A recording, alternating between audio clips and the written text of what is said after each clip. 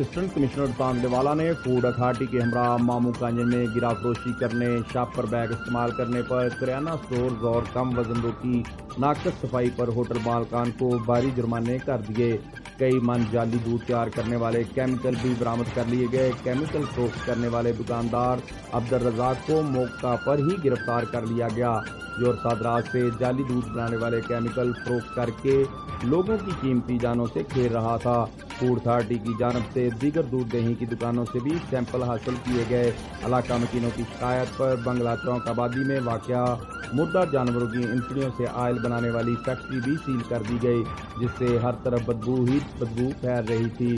اس موقع پر chief officer municipal committee Tariq Javed Kamboh, municipal officer میاں ندیم اور سکیورٹی اداروں کے ملازمین بھی موجود تھے۔